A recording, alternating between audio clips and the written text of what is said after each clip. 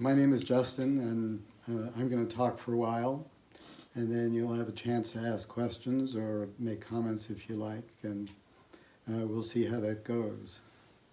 I had, before I came out here, I was watching some video presentations similar to this one, and to get some idea of how people went about beginning.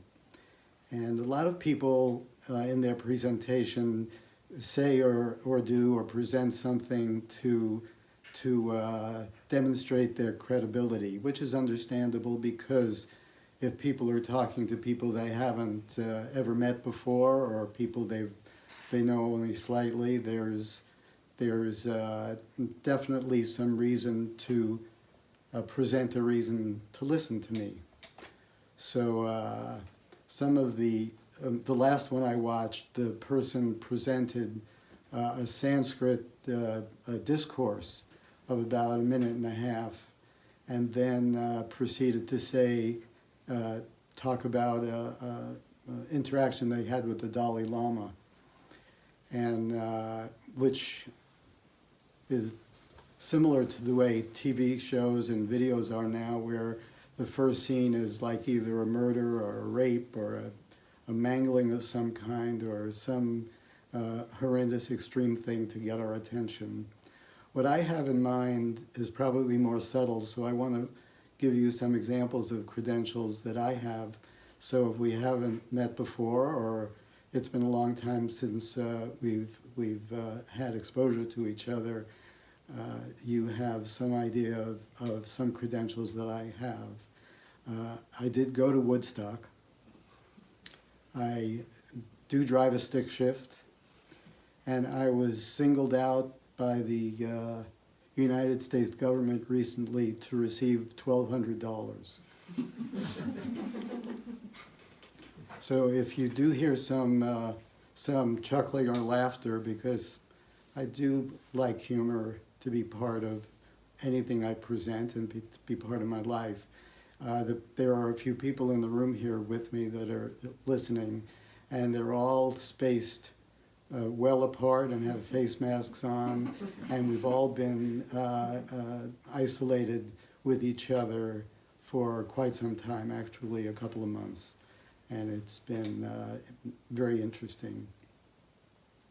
So you can see also that interviews of this kind, not interviews, but presentations of this kind have a similarity in that everybody is in front of a bookshelf. And I didn't want to depart too much from that presentation because what I'm looking at now is what you're looking at, and it isn't random. As I'm imagining everybody's presentation is not random. So to imagine somebody is always sitting in front of a bookshelf just because there's somebody talking to them or they're talking, you would be naive to think that. People place themselves in a way so people have some idea. So if you want to present yourself as literate, you would present yourself in front of a bookshelf. So what we have here is a piano saying that I like music, which is always a ubiquitous attraction, that there is a map of the world, which means I recognize that there is a world. And there is also a Fender Stratocaster right there. Now I have to say something about this Fender Stratocaster because before that was there was more of a classical guitar there. And I thought that putting a classical guitar and a piano and books and a world map presents somewhat of an unrealistic picture of me because I'm a rocker. So a rocker should be presented by having a Fender Strat there rather than a classical guitar. So there you have it. So now from my credentials and from the scene that I delivered, oh, and the plant over there, that makes some kind of statement, I'm not sure what that is. The scene that I've decided to put myself in front of, and the Fender and the credentials and all that you already know a little bit about me, and for some of you, I know you know a lot more about me than I know about you. So I'm looking now at the poster, the whatever you call it, the leaflet flyer that we sent out in the email to see if people wanted to hear what I had to say or see what I thought about things. And so there is a title to this talk, and it is Inner Peace and Outer Action, the Relevancy of the Spiritual Quest in These Times. So I'm going to try to stick to that to some degree, but I'm sure you know, like any title, it was meant to attract your attention. And I do have things to say about inner peace and outer action and the relevancy of the spiritual quest in our times. But I have things to say about a lot of different things. So it also says on the bottom, Justin is known for his unparalleled insight and for his unparalleled insight. And it says a few more things there too. So I'm going to try not to disappoint people and to be able to maintain that reputation even after this talk that I have unparalleled insight. So we'll see how this goes.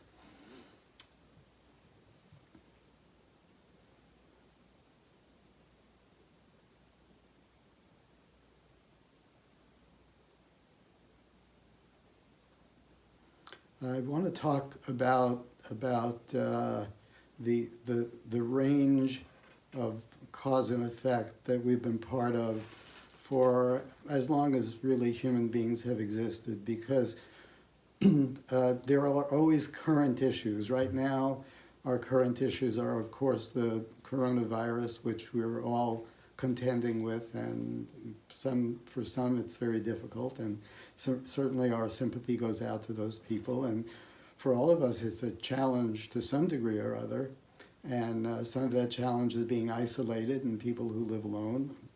It's a challenge, it's difficult. And also we have this the recent racial demonstrations, and people have been disenfranchised for so long, and they're feeling underappreciated, and all the feelings of deficiency and opportunity and acting out from that has to be understood. But really to understand that we are always being presented with some, you might not say crisis, but some event that calls to attention. How did this come about? How did it happen? How is it that we're having to contend with inequity, inequality? How is it we have to contend with our inability to be isolated? How is it that we have to deal with situations of employment and being deprived of some basic necessities?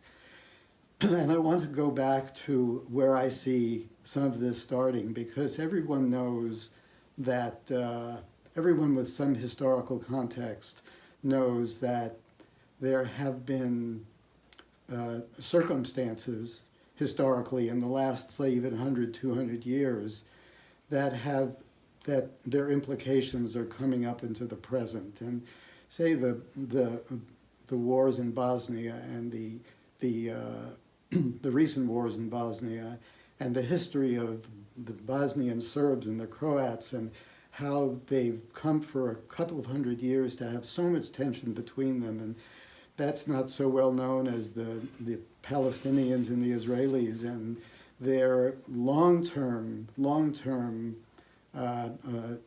difficulty and difficulties with each other, and recognizing that they both have issues, and how it comes to be that it becomes so contentious. And then there's in Ireland, which seems to be more quiet now, but the British and the Northern Ireland, and how long that took to resolve itself. In fact, if it has even resolved itself. And these issues are maybe even in the hundreds of years. But I want to go back even further than that. I want to go back to something that I understand, and I'm going to tie this into the spiritual quest, as I said that I would, because at some point, human beings were clearly understanding that they were different than what preceded them. They had some recognition that they had the ability to think, that they had the ability to have feelings, they had the ability to recognize the past and the future. They recognized also other things that have maybe even been lost to us here 20,000 years later or so. But what was lost fairly quickly was the uniqueness and the specialness, and you might even say the gift of being given a human life, of having a human life, having those unique capacities that were recognizable, and also the capacities that were, let's say, within, that weren't so recognizable. And that those capacities were lost, maybe at that time because of necessity, because people's lives were very difficult and they had to contend and were always dealing with life and death situations. Some people now even are, but certainly we would agree not to the extent that people contend with their vulnerability at that time. So they started to, when they couldn't really appreciate so much the simplicity of the gift of human life, which was what was given to them, they started to seek other credibilities, other things that they could recognize as their special traits. And those were maybe that they were hunter-gatherers and other people were farmers, that they were leaders and other people were followers, that they were strong physically and other people were weak physically, that they were strong mentally and other people were weaker mentally. And people started to develop these, I am this and you are that. I am this and you are not this. I am this and you are that. And these distinctions, which were accurate distinctions, because I am man and you are woman, was an obvious distinction at the time. I am the leader of this tribe, you are the follower of this tribe. I am good at bows and arrows, you are not good at bows and arrows. These are things that were accurate, but the fact that people didn't just take them as accurate, since people didn't really feel and experience the intrinsic gift of human life in its simplicity, people started to depend and lean the weight of their lives on their differences between each other. I am this, and you are not this. I am this, and you are that. I am this, and you are not this. Because every time I am this, and you are not this, a separation happens. And those separations started to become the element on which people leaned the weight of their lives. And in that distortion, which started thousands and thousands of years ago, and built and built and built in detail, so that not only were you a farmer and I'm a hunter-gatherer, but you are a wheat farmer and I am a barley farmer. You are a cattle raiser and I am a sheep raiser. And there have been wars between the cattle raisers and the sheep raisers. There have been wars between the distinction of people. There is alienation between this element that started so many thousand years ago. And we think right now we're going to contend with this issue with some political situation, for some political solution, for some application of money or programs. Although these things, these applications are understandable, and these Band-Aids to hemophilia, you understand?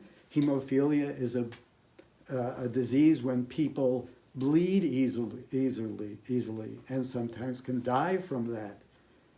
And no one with hemophilia would think that a remedy, even a short-term remedy, to their disease would be a Band-Aid.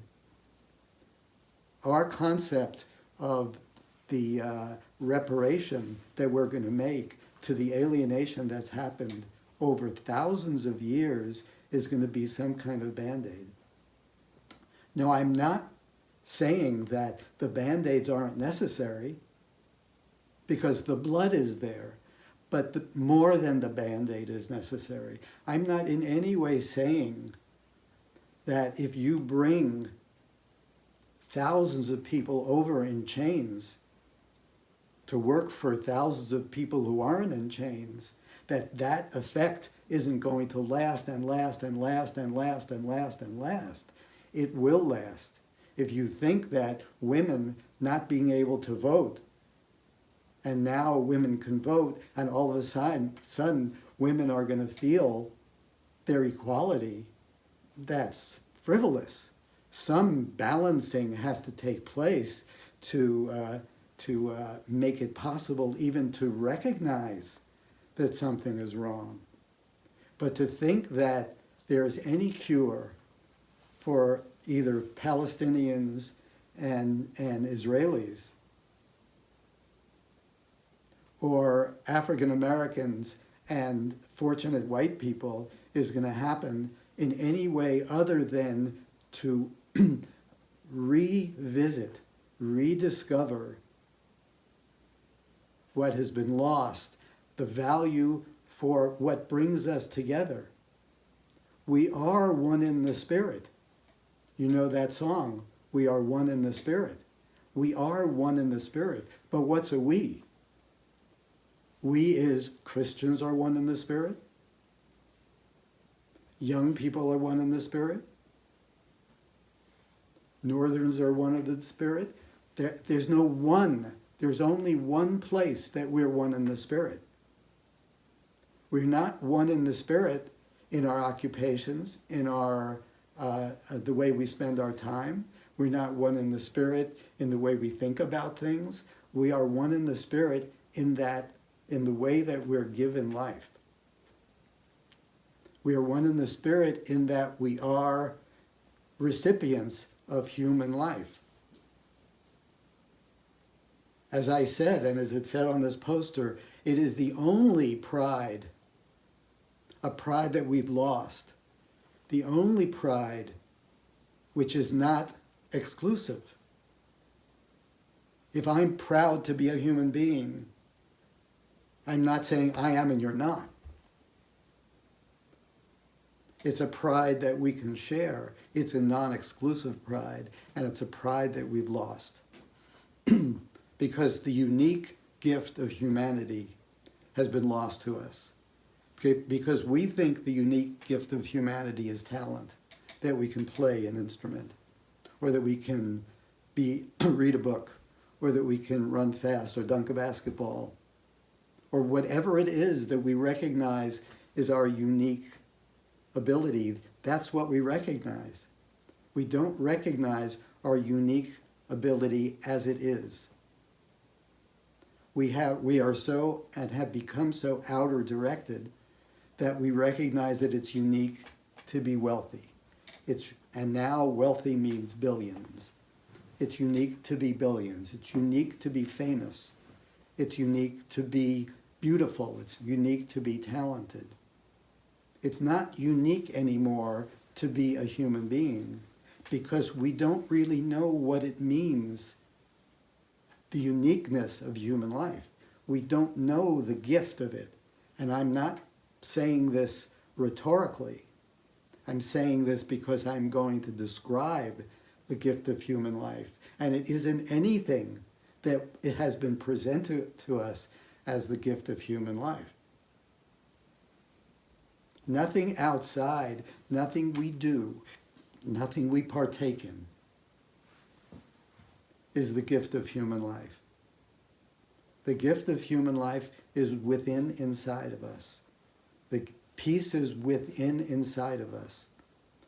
There is a gift within inside of us that is held by all human beings, old human beings, young human beings, Asian human beings, Western human beings, black, brown, red, white, every shade of human beings, every size of human beings, handicapped human beings, female human beings, every talented human beings, genius human beings, mentally challenged human beings. Everyone carries the same gift.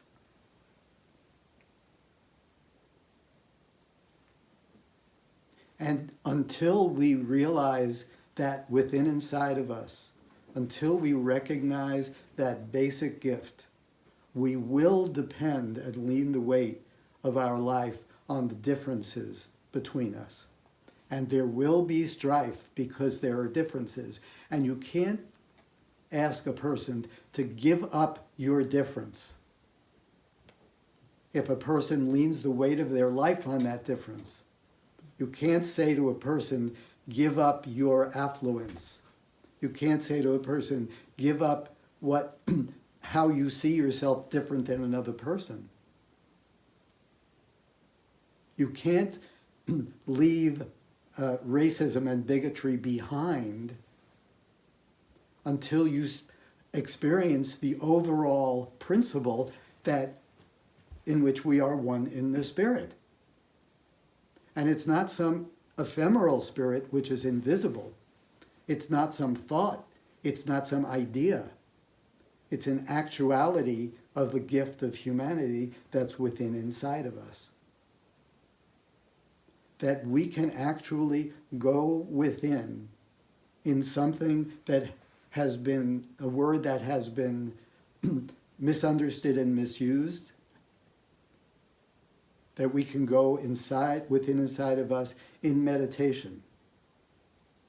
Not meditating on our problems, not meditating on a candle, not meditating on anything external to us, but meditating on the gift that we've been given, every single human being, uniquely given to us.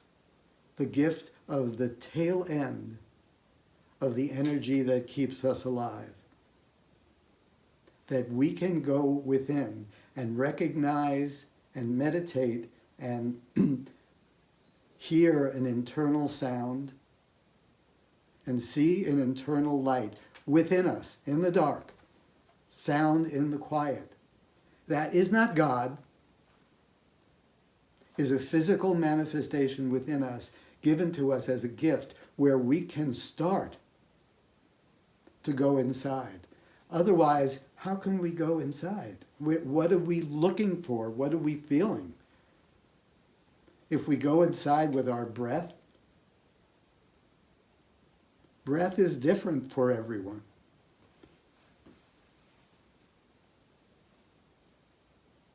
Breath is interpretable by everyone. If we go inside with some set of words that somebody's taught us, whatever language they're in, we are not understanding and recognizing that as human beings we've been given a unique gift of the breadcrumbs to the rainbow. The breadcrumbs, not the rainbow. We haven't been given the rainbow. We've been given the breadcrumbs to the rainbow, but if we can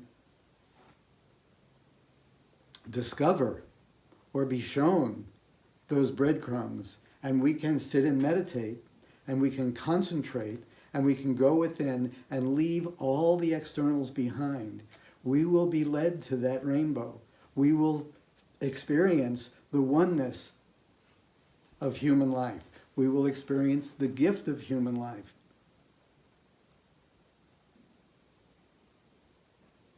And in experiencing that gift, the separations that we have rested the weight of our lives on, our aspirations to be whatever it is we are not, that we've rested the weight of our lives on, whether it's our possessions or our standing or our image or whatever it's been, that we have rested the weight of our lives on, will dissipate and dissipate and dissipate.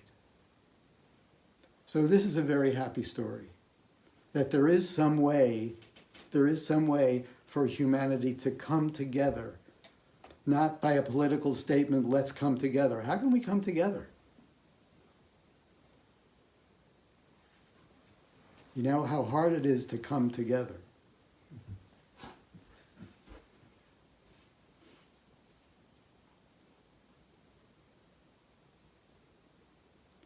But there is a beautiful message there if we understand the nature of what it takes to do this activity that I'm describing called meditation. Because our concept, since we've been presented the word, is anything that can be presented in a word, meditation. We can reach out and grab it. Piano, we can pluck it. Book, we can read it. That's fun. I can just point at these things, like the weatherman. Guitar, we can strum it. Meditation, show me how. I can do it. And some of us have even been learned to meditate along with hundreds of thousands of people, getting some word to say over and over and over again. And we imagine we're meditating. We're doing a relaxation response. We're listening to ethereal music. We're staring at a candle. We think we're doing it. Well, I'm not talking about that activity. I'm talking about an activity which will put you in touch with the breadcrumbs that can lead you to the energy that keeps you alive.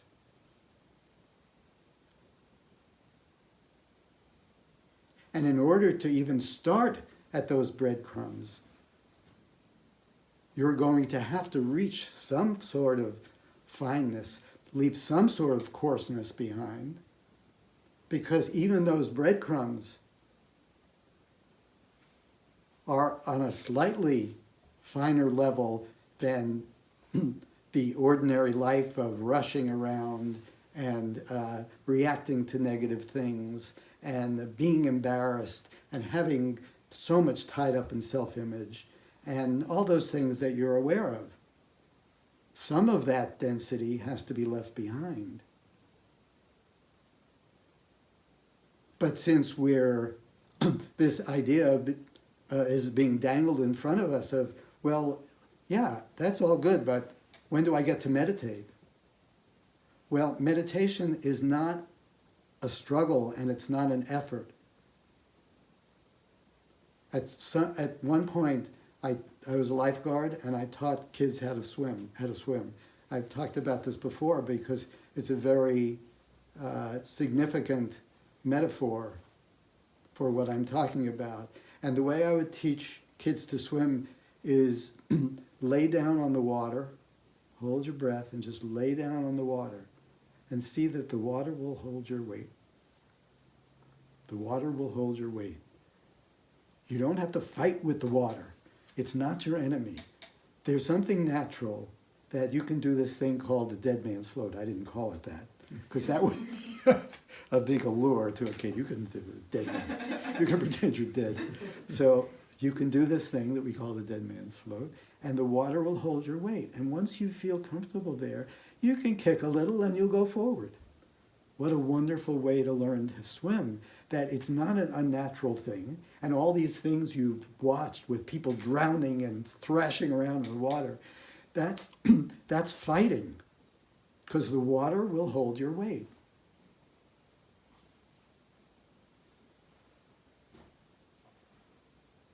So I taught swimming in this way, and I teach peace in this way.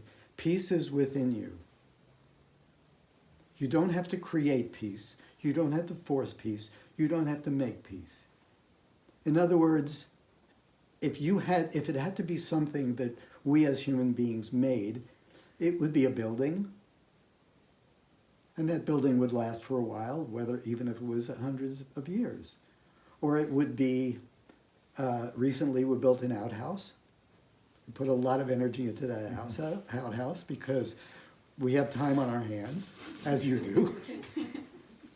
Because if you're not, you're getting the unemployment or you're getting the, we don't have to go there.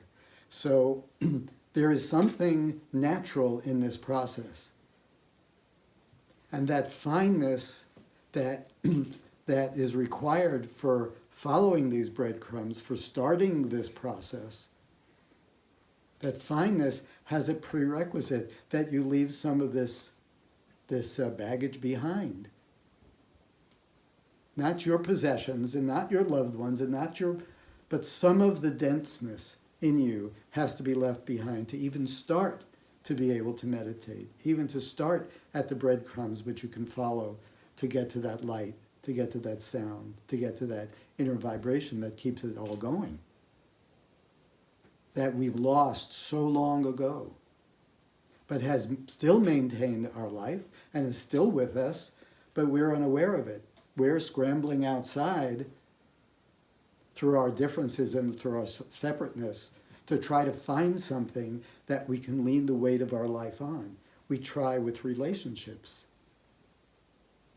Relationships can't hold the weight of our life. They are beautiful things to have. Possessions, beautiful things to have. You see these behind you, and there's just as many in front of you. I live in nature, it's beautiful.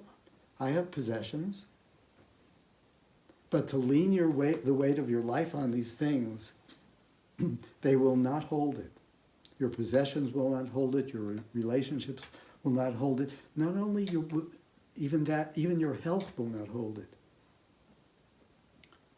It's nice to have all those things, but you can only lean the weight of your life on something that maintains your life. And you don't maintain your life. But there is an energy within inside you that does maintain your life.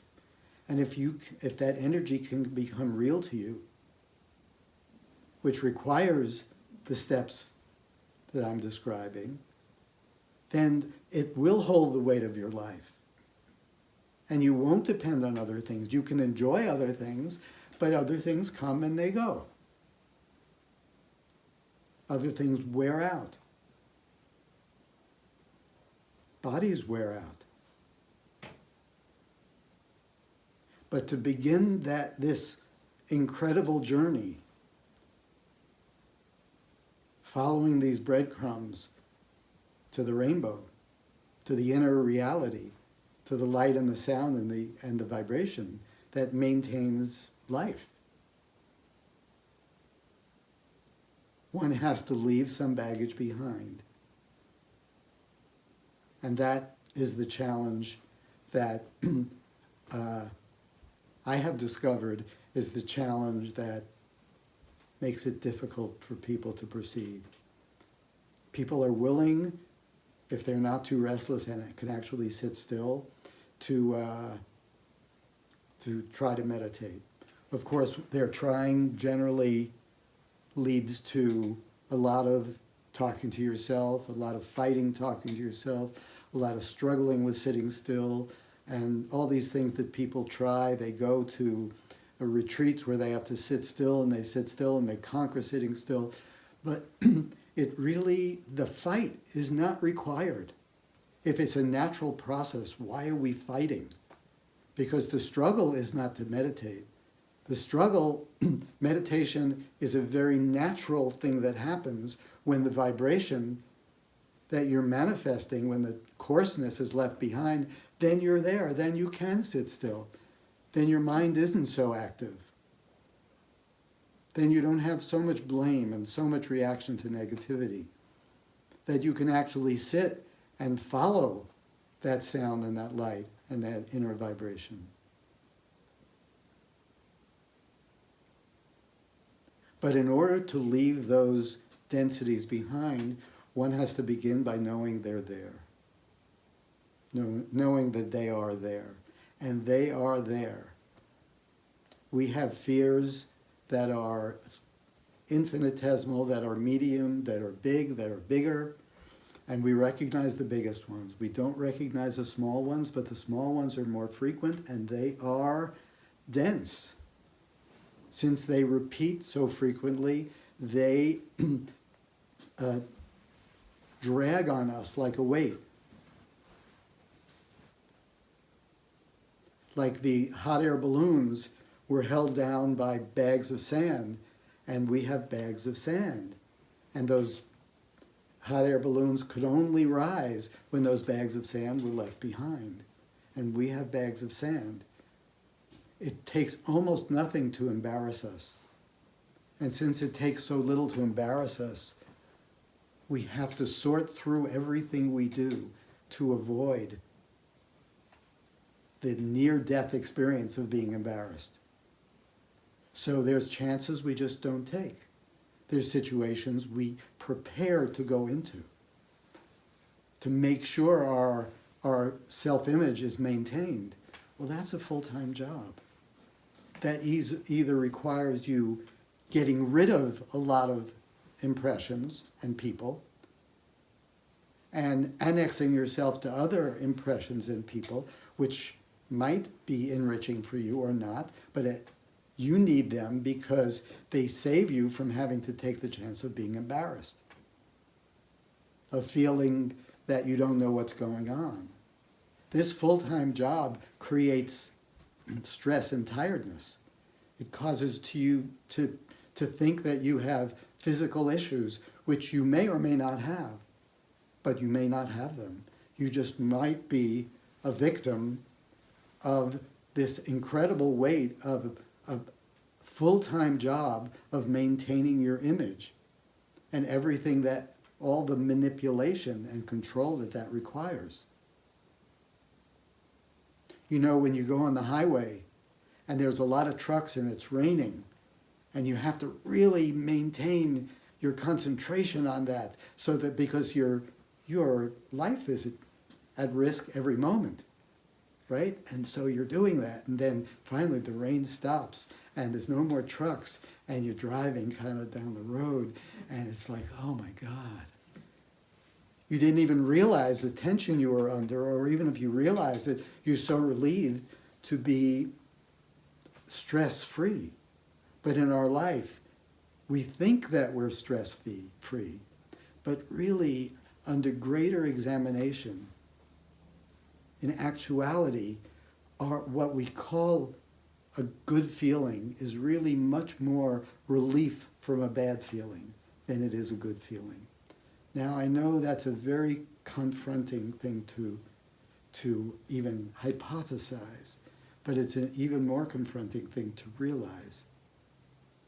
But if it were the case, wouldn't we have to know it so as to leave some of that baggage behind so that we were actually candidates to meditate, so that we could follow those breadcrumbs and have that internal experience, so that we were actually experiencing being one in the Spirit, not hoping to be one in the Spirit, not being told to be one in the Spirit, but actually being one in the Spirit.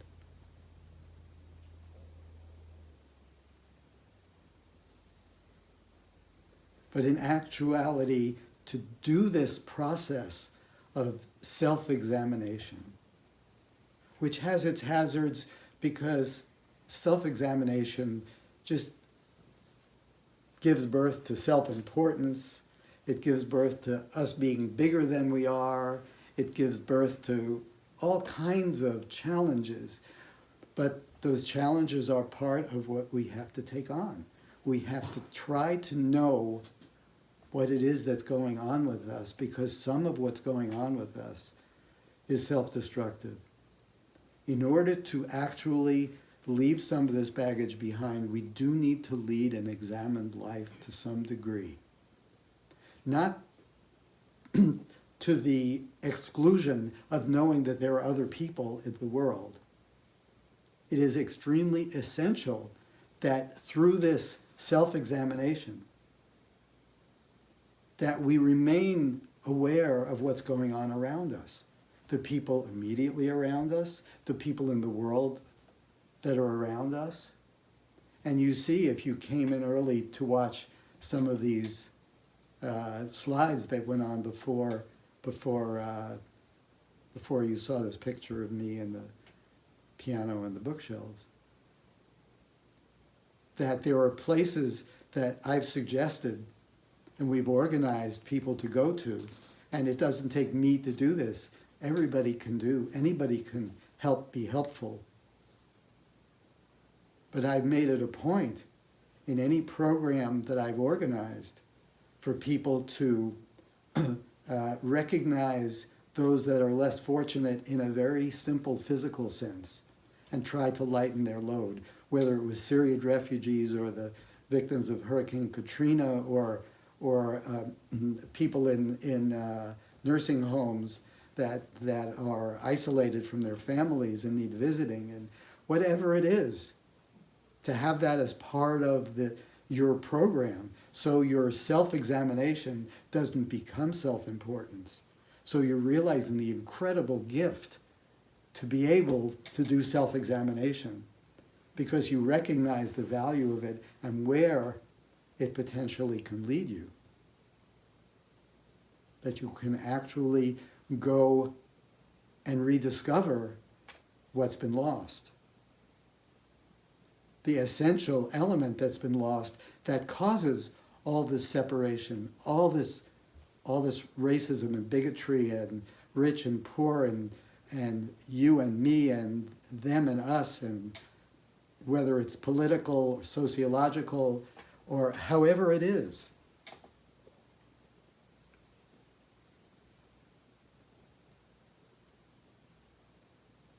So even though I start by saying there is peace within you,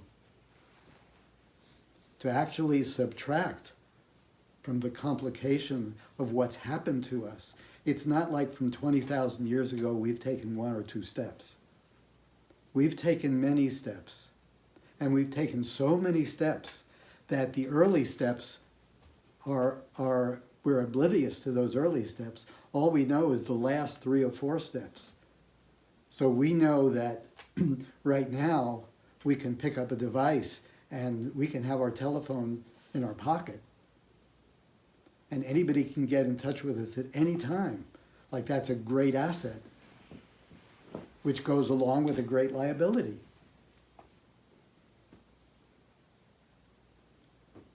But we remember back to when the phone was on the wall, and when we went out, we didn't have to have that phone on. The phone didn't go with us. So that's our history. We have to get back to those times.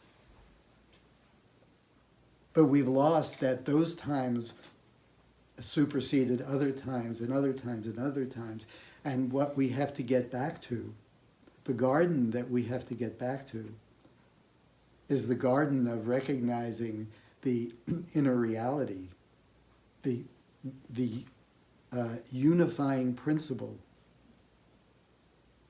that is non-exclusive, that we are human beings. Not only that we have human bodies, because that hasn't done us a whole lot of good in seeing, because bodies look different. Some bodies are big, some bodies are small, some bodies are black, some bodies are white.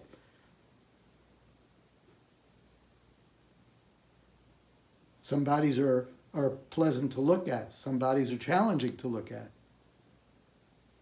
Some voices are melodious, some voices are cacophonous.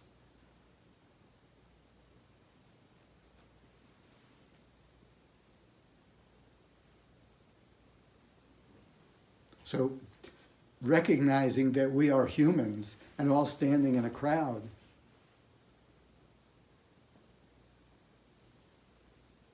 if there weren't some unifying principle, even in that moment, like whether it's a demonstration or a hurricane, that unifying principle would not exist.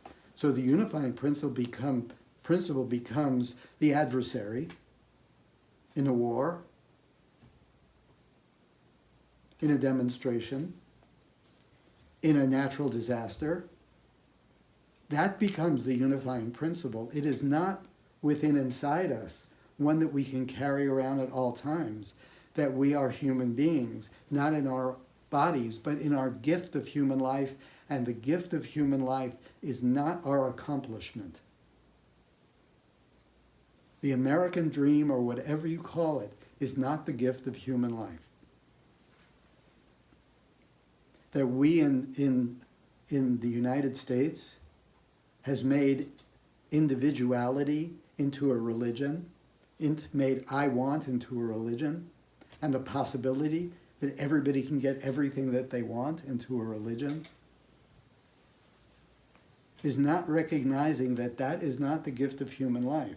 The gift of human life is the ability to go within inside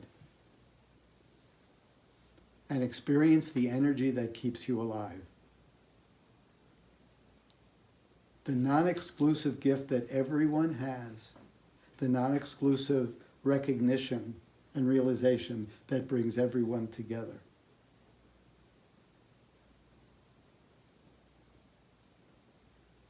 And I'm not presenting this casually. And I can't present this casually because I've been in this pursuit for most of my life.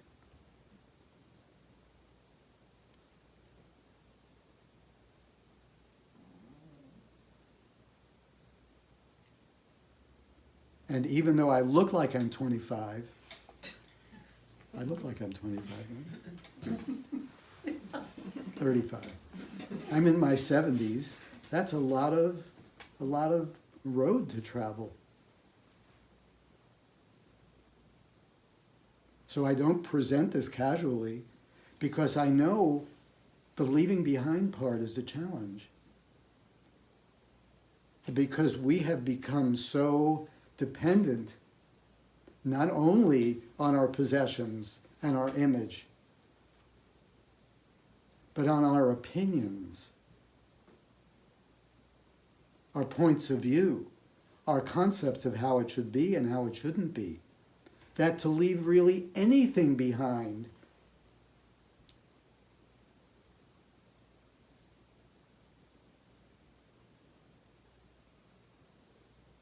is like leaving everything behind.